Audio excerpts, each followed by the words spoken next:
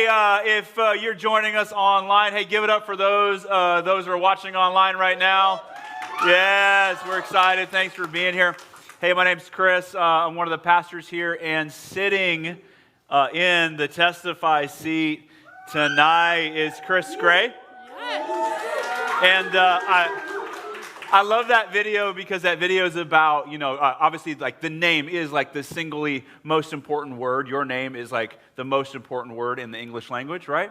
Because it matters. Like, have you ever like bumped into somebody you know, but they forgot your name, right? And they're like, hey, partner, right? Hey, bro, how's it going, buddy? And you can kind of tell like after the conversation, they have no idea what your name is, right?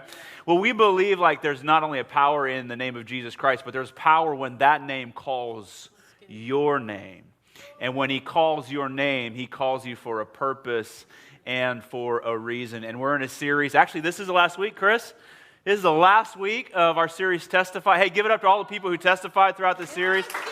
So cool. Hey, if you're watching online, you can go back, click back, watch all of them. It's so good. Some favorites are in there, right? So you can see some incredible young men and women who are just testifying all that God has been doing. But today, I'm really excited to sit and hear from probably, I say probably, but I know this, for sure, the best youth pastor I've ever met. Right? But beyond that, so like we're on the internets, and I don't get to brag on her publicly enough. One of the best leaders I've ever met, right? You could go anywhere, work anywhere, and kill it anywhere, and yet you've chosen to do it here at our church, this church, and for these people. And so, first of all, thank you so much from the bottom of my heart, and I'm so glad that you are responding to what God has done, and I can't wait to hear your testify. I'm so honored by your words. I feel like it's Grad Sunday when you guys made me cry, and then I'm supposed to speak after that. So, well, I'm here with the Testify, and I just want to say up front that there was a lot of things I could have testified about. I had a really hard time deciding. I could have testified about daddy issues, or what to do when you feel called to ministry, or trauma in your life, or how to break cycles of addiction, or I even thought about speaking about how to live with a drummer, because sometimes that's difficult. But if you guys want to hear about any of those things from my life, I'm an open book. I'll talk to you later individually. You can ask me about any of those things if you're like, hey, how did you deal with that? But for tonight, I have one story from one moment in my life that talks about how to hear the voice of God and what to do when you do.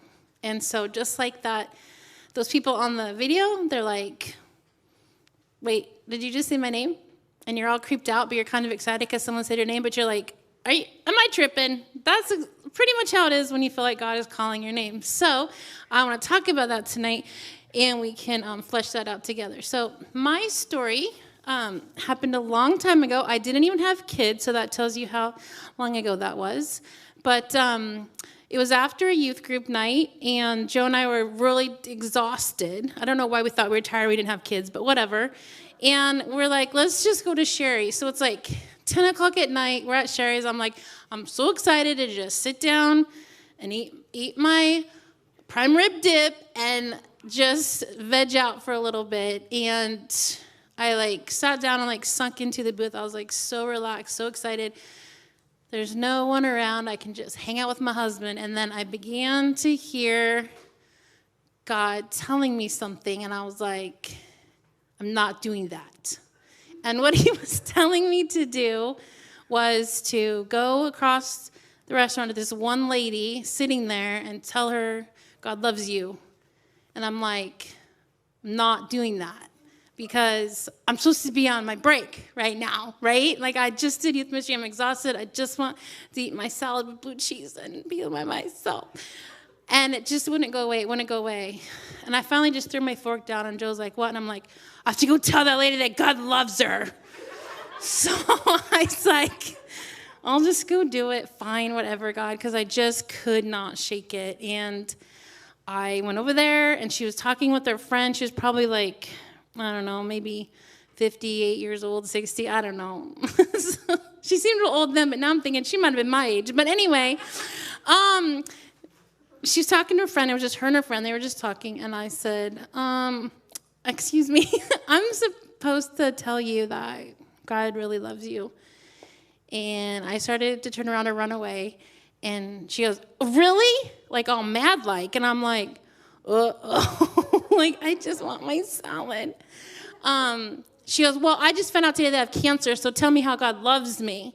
And I was like, oh, I heard correctly. Like, this lady needed to hear from God in that moment today at this Sherry's in Orchards in Vancouver, Washington. And I was just like, I don't have that answer. I just know he sent a stranger to tell you that you're important to him and he cares about you. And so that was one of many times in my life that God has told me to just go do something. And so I wanted to testify about that today because I feel like some of you hear that. Some of you want to hear that. Some of you don't know what to do about it. Some of you don't know if it's God or you talking. When you hear something in your head, it's either you, God, or you're crazy. And so how do you know which one of those three it is? And so I just want to talk about that tonight, starting with my run-in with the angry lady at Sherry's. I've even had God tell me, he told me I'm not making this up, it sounds like him, he told me to give a salad shooter to this lady in Starbucks once. A salad shooter. If you don't even know what that is, he used to give it to people when they got married, and it wouldn't turn your salad. I did it, honestly, and I'm waiting to go to heaven to find out why he made me do that, because it was so embarrassing. But we'll get to why I'd rather make that mistake than the other one later. So that's my story. And before we get to the questions, I just have something for you guys. I have the verse for today. Because I had to live with the times in my life that I heard from him and didn't act on it. The one that still sticks with me, and I'm talking 25 years later, is he kept telling me to call this girl in our youth ministry. And she was really troubled and hard to deal with, and I knew it wouldn't be an easy conversation, and he just kept telling me, reach out to her, and I didn't, and I kept not. And I finally did. I pushed it back as long as I could, and I finally called her. This was before cell phones, guys. This is how long ago it was, and I called her house, and her mom said, well, I just sent her to a group home, and you're never going to see her again. And I was like, I missed it. He's told me all week to call her, and I didn't, and I missed it, and I'm not getting that chance back. And I really hope someone else said yes to him, and that he got to her, but I didn't, because I didn't listen, and I didn't obey. So there's plenty of times that I've screwed this up, which is why I gave that lady that salad shooter, because I'm gonna make the mistake in one direction only. And so I have a verse for you guys because I think you can relate to this. It's in Jeremiah. So God's speaking to Jeremiah, but he's speaking to all of us also, because this verse says a lot about who God is and about what he thinks of you. So here's Jeremiah replying to God, and some of you might relate to this. I'm not a good speaker, Lord, and I'm too young and only a youth. God has an answer to that sentence. So he says, don't say you're too young. If I tell you to go and speak to someone, then go. And when I tell you what to say, don't leave out a word. And don't be afraid of the people, for I, the Lord, will be with you and see you through. The Lord reached out his hand and it touched my mouth and said, I am giving you the words to say, and I'm sending you with authority to speak to the nations for me. You will tell them of doom and destruction, but also of rising and rebuilding. Now, yes, this was a time in history when God was telling a specific person a specific message, but like I said, it said a lot about how God views young people, how young people can be used of him, and he was between 12 and 18 years old at this time, guys. I mean, he was a teenager, and he was kind of upset at what God was asking him to do. He was kind of throwing his fork going, I don't want to go do that right now. I don't want to tell those people that. And he was trying to find the loophole, like, oh, you got it wrong, I'm too young. And we all have you got it wrong. I'm too young, I'm too old, I'm not popular enough, I don't have enough money, I don't go to the right school, whatever it is. And God's saying, nope. When you hear me say go, go, and I will see it through. I will give you the words. Don't leave any of it out. And so that's the verse for hopefully all week as you wrestle with what to do when you hear God calling your name. And we can talk about that more because we have questions. Yeah. We always have 3 questions, but before we get to that, man, what a great story in the season that we're in. With Christmas, you have Joseph and Mary who hear the voice of God, and they have to obey in a situation for either one of them. Mary being a young teenager, all of a sudden she's going to be pregnant. She didn't even get the benefit of being married. Like this is shocker for her. And then Joseph, who's like, I don't know what to expect. And what we see is that obedience is never easy, but it's always right. And as difficult as, I don't know, I've been in those situations myself. And I think, there's something about when your Christianity gets real is when God asks you to do something very uncomfortable and very immediate. Like you have a choice whether you're going to respond now or it's just not going to happen. And what an incredible story. What a great place for us to be. So 3 questions that we always ask. The first one of those questions is, what has this taught you about God? So I didn't realize how tough this question was until I was on this side of the seat, because I was like, there's so much about God, but that's the problem. How do I narrow it to one thing I learned about him? Because he's so awesome and so big. So I narrowed it down to 2 things. I learned that he's very personal and he's very patient. He will speak to you personally, but he will get you there gently. Yeah, that's good. That's good. And I love that about God, that he's, in a sense, a gentleman. I know we're putting personality types to him, gender types roles to him. But the reality is that there are times where I need him to be easy because I can't understand him.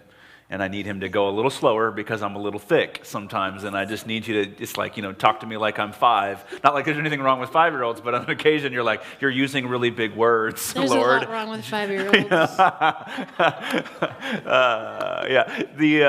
But you're using real big words, Lord, and I'm not sure I completely understand, but I'm going to go ahead and do it. Okay, so first question, what do you learn about God? What has this taught you? Second question, what has this taught you about yourself? So I think that the one answer for that question would be that I learned that I can hear from him correctly. A lot of times we kind of doubt that. Like, is it God? Is it me? What if it's him? What if it's me?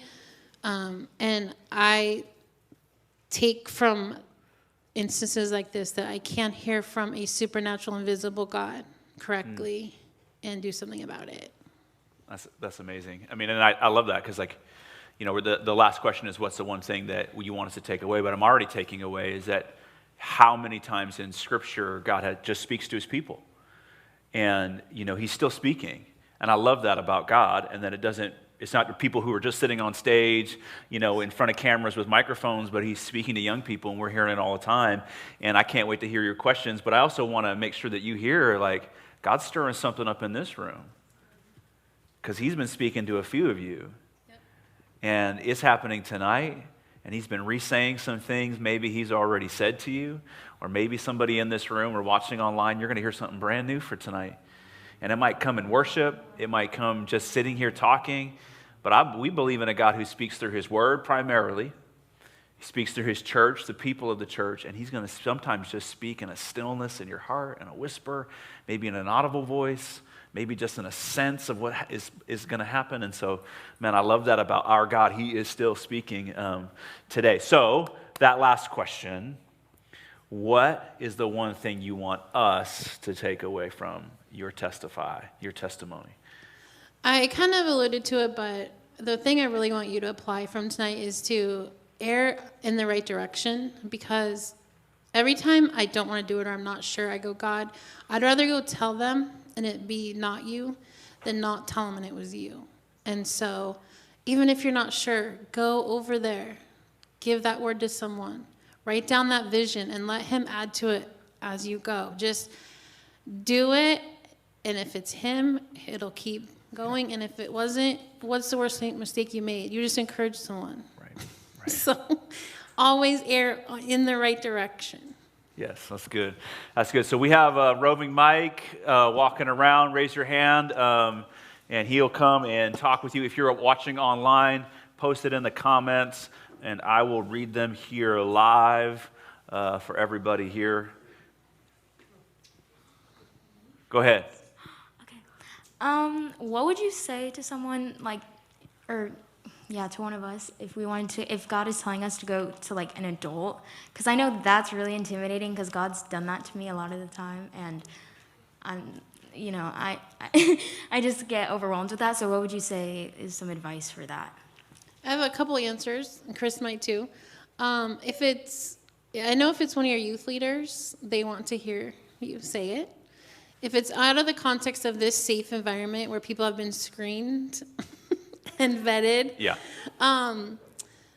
take someone with you. And we do that when we get something at camp for a kid we don't know. We will always either go get their youth pastor or bring someone with us. It's just a little bit of accountability and covering for you. And so I would say the worst thing you can do is not say it, because if you know God's picking you to go tell an adult, that's what Jeremiah is all about. Don't say you're too young. I'm going to see this through, but just get the proper covering. Yeah. What was Joe's thought about your action? Getting the husband in. I'll bet you $2 for Speed the Light that he doesn't remember. But we can ask him.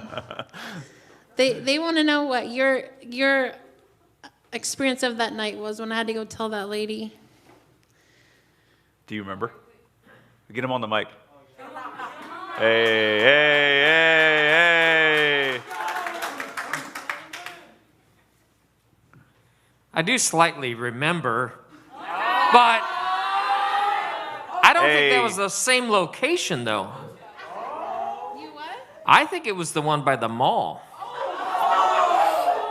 It's okay. Well, one of the They things... all look the same. Let's be clear. That's true. Yeah.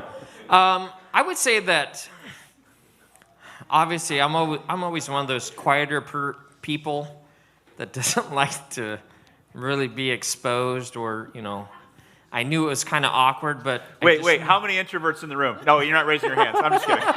They're like, what are you talking about? I'm not raising my hand. Like, we could get the extroverts all the time. We're all the extroverts. There it is. Yeah, there it is. All the introverts are like, oh no, I've been found. Okay, go ahead, Joe. So, I was like, all right, you're on your own, because I'm not going to go over and tell her. God told you, not me. So, I just remember kind of going, oh gosh. Well, it is what it is, and if God told her, then she needs to do that. Yeah, but I do remember that part, and then probably afterwards I remember you coming and telling me, and we're like, oh gosh, what is God doing to us? Because that was a horrible response. But I think I agree with you. That's probably something that she needed to hear, though. Yeah. Because that is devastating news to hear. So, am I okay? All right, $2 to Speed the Light from my wallet. You got me. Why? And can I also, well, first of all, I love you, Joe. But first of all, does that not illustrate the importance of getting somebody who believes the scriptures and that you're going to bind your life to? You might as well pick somebody who loves Jesus. Date how you want to marry, people. Date how you want to marry. Because there's going to be situations that Jesus asks you to go into, and you are going to need somebody who is on your side, right? Who is in your corner, who is at least thinking, they might think you're a little crazy, but they get it, okay? And they're not sitting there crossing their arms going, how dare God ruin my date or my moment by making her speak to somebody. I mean, how cool is that? Honestly, if I would have been with someone who didn't understand how personally God speaks to us, I wouldn't have gone. Because I would have sounded crazy. So your very ministry is affected by the people that you marry. Keep that in mind. The very thing that God is calling you to do can be affected by the person you choose to spend the rest of your life with. So choose wisely. All right, here we go. I don't really know how to phrase this exactly, but when you change somebody's life and you show them God, what took a long time to really show them the faith in Him and whatnot? Did you change somebody's life telling them about them and preaching about God to one another? Okay, so I don't know if this answers your question, and other leaders can add their thoughts, but I honestly don't think I've ever instantly done that. I think that discipleship is very long and very difficult and very hard, and you're in a relationship and life together. I'm not saying it doesn't happen. People's hearts can be changed in an instant. But when I've seen that happen, it wasn't because anything I said. It was really God had gotten a hold of someone on an altar, and they threw their alcohol down, or whatever the story is. But it wasn't because I said, "Hey, Jesus loves you," or like, "Awesome, I'm going to heaven now." You know what I mean? Like, it's usually something that gets watered and grown over time. That's good. I saw more hands. Where you at? What helped you be more obedient in your faith? Will help me be obedient. What helped you be more obedient in your faith? One is being in my Bible, and two is screwing it up, because I have never forgotten about that girl that got sent to a group home, and I wasn't obedient. So the next time, I remembered how that felt, and I was obedient. That's why I love when we do the song "Do It Again," because I'm like, oh, you've done so much, and you're going to do it again, and I can rest in that. That's good. How do you focus on God a lot? Is that like a how do you hear his voice conversation, or is that just like? I mean, like in general, like Okay. because there's a lot of stuff going on. Got you. Well, when you're homeschooling 5 teenage boys, you're on your knees a lot. I'm just joking with you, except I'm not. Okay, so the actual answer is, there's so many answers, because it is who you surround yourself with. It is how you set aside your time, how your goal setting is, what kind of accountability you have. There's just a lot of things that go into it. So I just have kind of check marks that are the least I'll do. And so that even if I only do the least, I'm still kind of covering myself, if you know what I mean. Like, I make sure I get on my YouVersion, but that's not my major time I'm studying the Bible. But if that's all I did that day, I still got the Bible. And I think the biggest one is just who you surround yourself with. Your habits and who you surround yourself with are going to change everything. How do you like personally know that like it's God talking to you, not like, I don't know, Satan or something? This is exactly why, that question is why I wanted to do this story, because for the longest time I would just sit there and go, okay, either this is something God is telling me not to do, or it's Satan trying to get me not to do it because I'm supposed to. And I would just sit there and spiral on that one question, like, is this not good because God's trying to stop me, or Satan's trying to trick me into not doing it? I don't know. And so I think that from the application I said earlier is try it, and that's how he steers you. And you will get confirmation. Like, I remember hearing preachers be like, and then God said, Pastor Willie, here's what you should do. And I'm like, okay, is God really calling you Pastor Willie? Like, what are you talking about? He's not using your name. You know what I mean? Like, people would act like he's talking to them, and I'm like, that was so confusing to me. Why is he saying your name if he's talking to you? So, but then when you start to spend enough time with God, you do realize he's talking to you. Is he saying my name? Sometimes, yes. So how you know is by testing it. And every time you understand his voice a little better. Yeah. It's just like when you call new friends on the phone. At first, you can't tell if it's them or their mom. But then the more you talk to them, you can tell their voice from other people's. It's just like that with God. Like, the more you are with him, the more you recognize his voice. And so I would say, unless it's something horrendously illegal or immoral, try it, and then you'll know that's God going, you kind of misheard me, or, yay, you did it. See what happened? So try it. Do it. Cross the room. Say it. Write it down. That's good. Okay, so basically kind of what Jesse was saying, when God puts you in the moment, like, is it like a voice that he tells you to do it, or is it like you have a feeling, or like what is it? I'm going to answer for me, but there's different ways people hear from God. I hear sentences in my head that are not first person, if that makes sense. It's not me going, I should go do this. It's saying, you should go do that. And sometimes people get feelings, sometimes people get visions. I definitely get directions. Go do this. Sometimes I do, and sometimes I don't. But the more you get to know God, the more you're clear when it's his voice and when it is your voice. Yeah, just to add on to that, and I think that's important to just as we all really, those last three questions are really all similar. And the more time you spend with God, the better you will be at discerning when he's speaking to you. But at the same time, for me, it's just I just get an impression, like it's just a feeling. Like all of a sudden I'll just be sitting, it's usually, I don't know why, it's at Starbucks, maybe it's a lot of caffeine, I haven't figured it out yet, but I'll be sitting at Starbucks and they'll be like, you just need to go buy their coffee, you need to sit with that person, you need to pray for them. I'll be, walking in a store and I'm like, that person's struggling, I need to pray for them.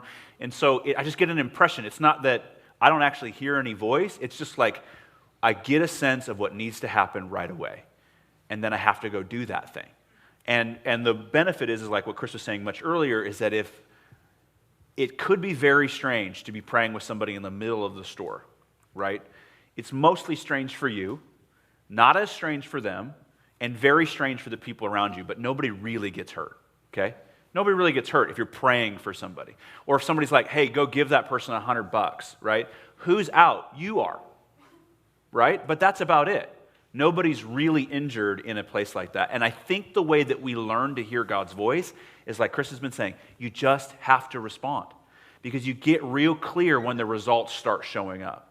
And you go, oh, that didn't really help that person at all, right? Or when you go back and ask God, was that what I was supposed to do? And you're going to get to have a conversation with it. But you can't have that conversation until you go and do it. And you can't go and say, God, how'd that go? Or how was that? Unless you've already gone through the motions.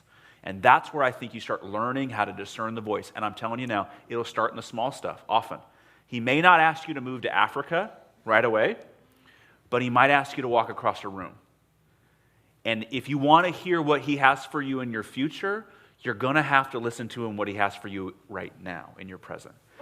And that's, I think, the priority. All right, we got more questions. And also, sometimes it's not like a sentence with me. Like, sometimes it's pieces of information. Like I'll know I'm not supposed to close, but someone is, I don't know who it is.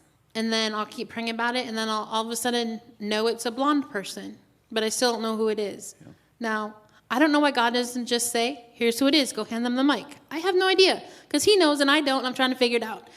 But the more I keep praying, the more either the thought will go away or I'll get more information about it.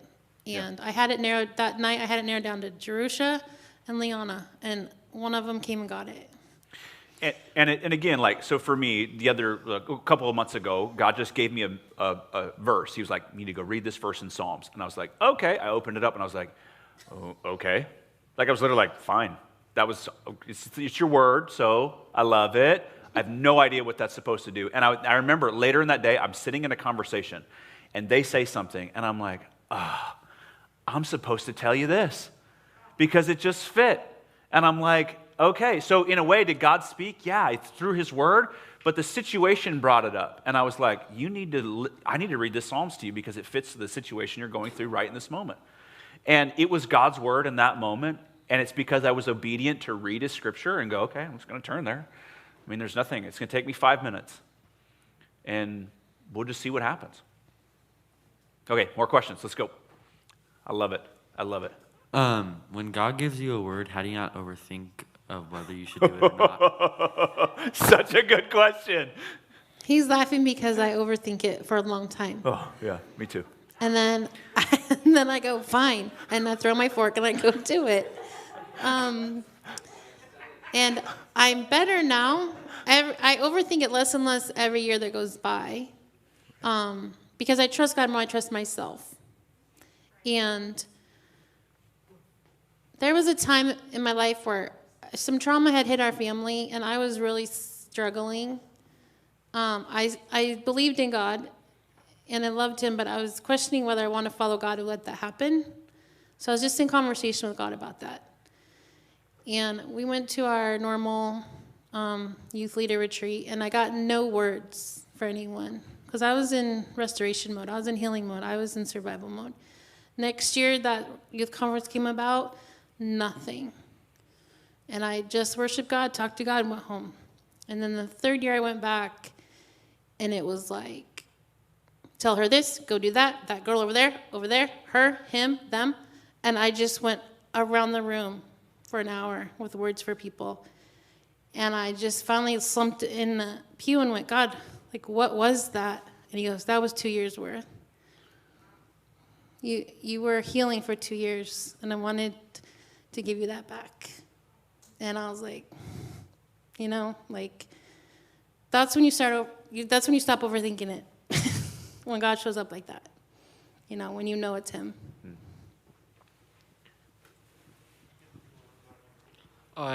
Obviously, you've done a lot of these, but what's one that at least comes to your mind that's been the most impactful to the person that you said it to? I don't know. I mean, I think you guys would have to answer that, honestly. So many times I don't know the result of it. The most recent in my head is our last mission trip. These 2 kids showed up off the street, and the other youth ministry thought they were with us, and we thought they were with the other youth ministry. We found out like halfway through the trip they're with neither of us. They just showed up and started hanging out.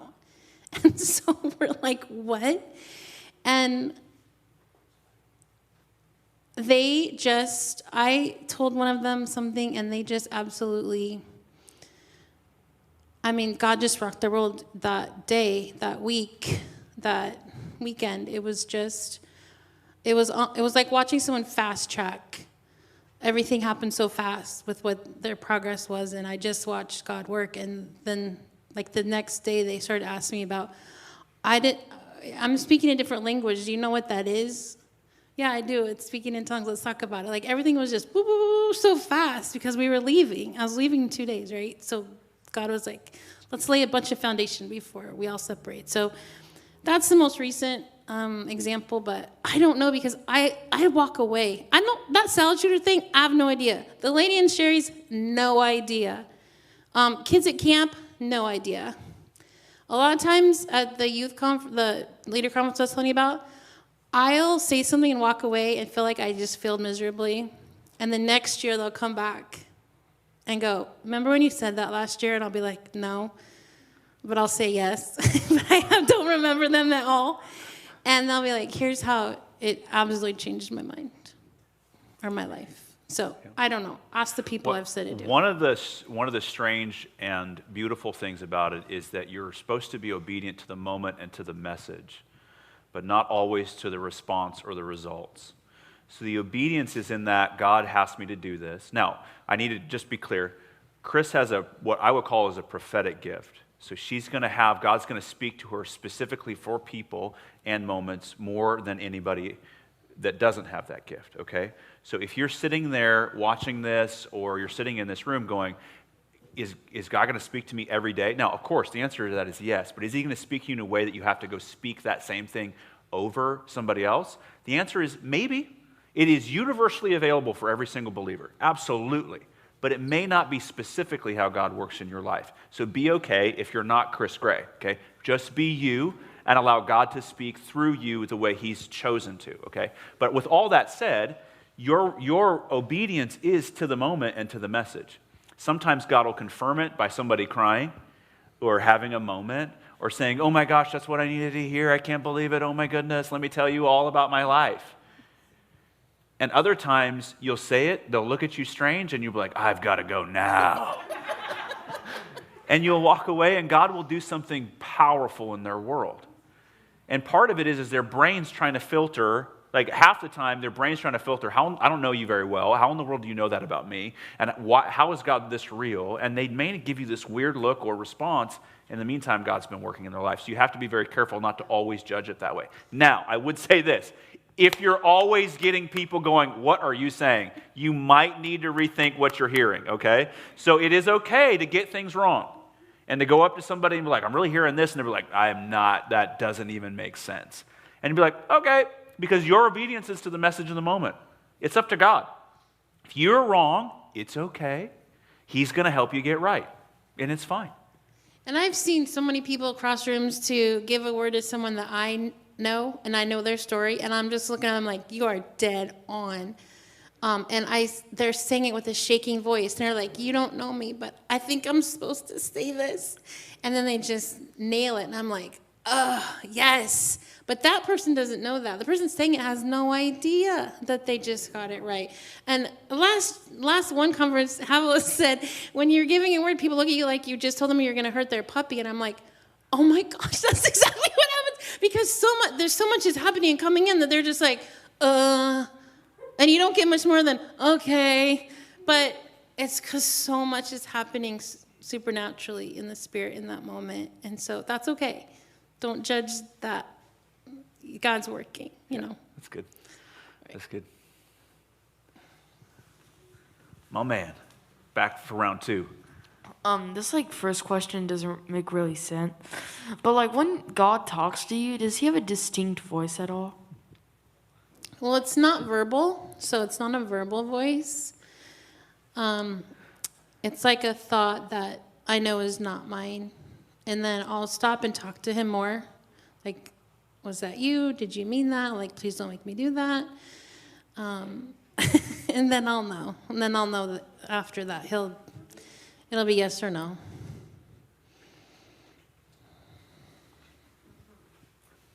Was there any time, when you went up to someone and because God told you to do this, and they said it back and you were in shock? So, when you were in the restaurant and you went to an old lady. She wasn't that old. It's right. Anyways, if that happened to you again and someone said the same thing back to you, did that ever happen? Or said was there any God point? loves you back to me? Yeah, okay, so when you went up, okay, sorry. I don't know how to rephrase this. God told you to do this thing. You go up to someone and they say something that God told them back. Has that ever happened? Told them about them or about me? To you. About them? This is so confusing. Okay. First of all, I would be so excited because I'd be like, someone else is hearing from God in this moment, not just me being crazy with my salad shooter. You know what I'm saying? It's actually like, whew, okay, this person gets it. How do you get over that anxiety to go talk to someone if God tells you to? I don't. Yeah. I don't get over the anxiety. I just do it anyway. At 6:50 every Thursday, staff members come up to me and go, you can do this. You're not going to throw up. You're going to be fine. God called you to this. Every Thursday, because I'm so nervous and anxiety-ridden. And that hasn't gone away in 25 years. I just have to grab the mic anyways. Right. Because God asked me to. Right. How did you lean deeper into God or let God take the wheel?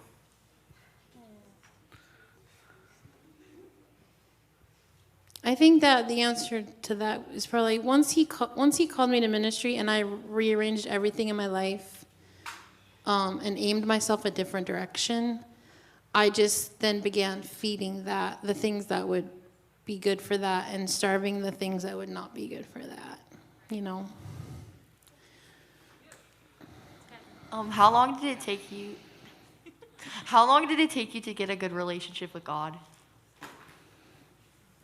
Well, I think it depends on how you define good relationship, because as soon as I said yes to him, I have a good relationship with him because he did all the work. He is the one that cleansed me, made me whole, delivered me. Any other words you want to say, he did for me. So we had a great relationship from the beginning because he did everything in a moment. I don't even know how to quantify it after that because the rest was just me enjoying him and figuring out who he is and giving him more and more in my life. And it's like we never arrive, right? We're never like, okay, I'm done now. I know as much of God as can be known. So it's just like, it's kind of like saying, hey, when did you have a good marriage? Well, off and on the whole entire time. You know what I mean? It's a relationship. So there's not a start and end to it being good. Due to COVID right now, it's very difficult to reach out to people and hang out with them because of COVID. how would you suggest or tell someone who has a word or wants to invite or wants to talk to someone about this or about God who isn't like in the vicinity or isn't in your house? I just think you use the platforms we have available to us to do the same exact thing you would in person. Like, God woke me up a few nights ago to have me pray for this couple, and he gave me 3 words for them, and so I texted them the next day. And they were very vague words, so I said from the beginning, these are vague words, so I don't know if they mean anything, but God woke me up in the middle of the night, and this is what I heard. And so whatever you're hearing or want to say to someone, just do it over an appropriate platform that's natural to your relationship with that person.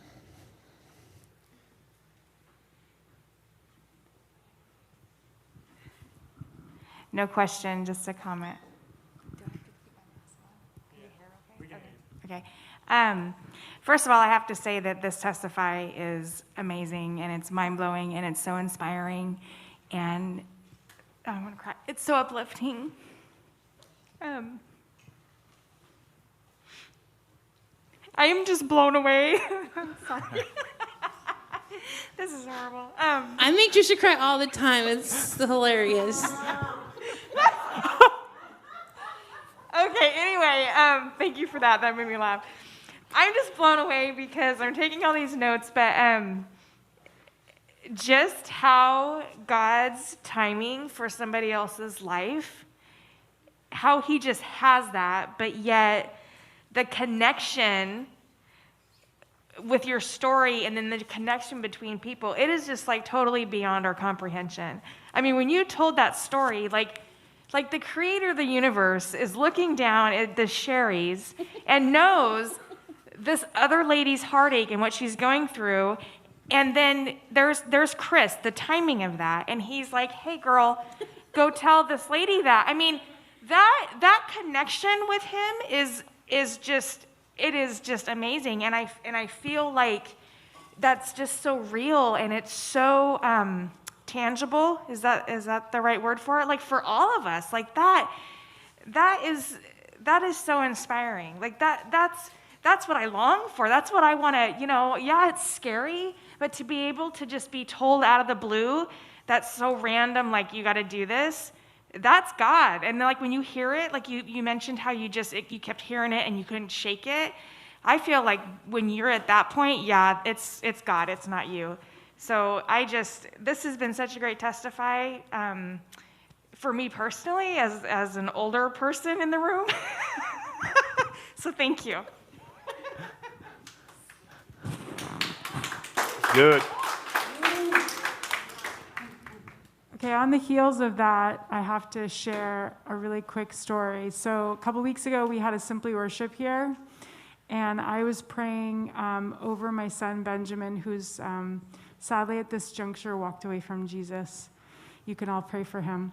And I was praying for him, and God was working in my heart. The same time, God was calling my son, Gabriel, into ministry. The same time, my daughter was worshiping and singing her guts out in the most glorious voice and crying out to Jesus on behalf of Ben's eternal soul. At the same time, God was speaking to Jerusha and telling her to pray for Ben. That is hearing the voice of God. Yeah. So just keep listening, pressing in. And thank you, Jerusha. Thank you, Kris. Love you all.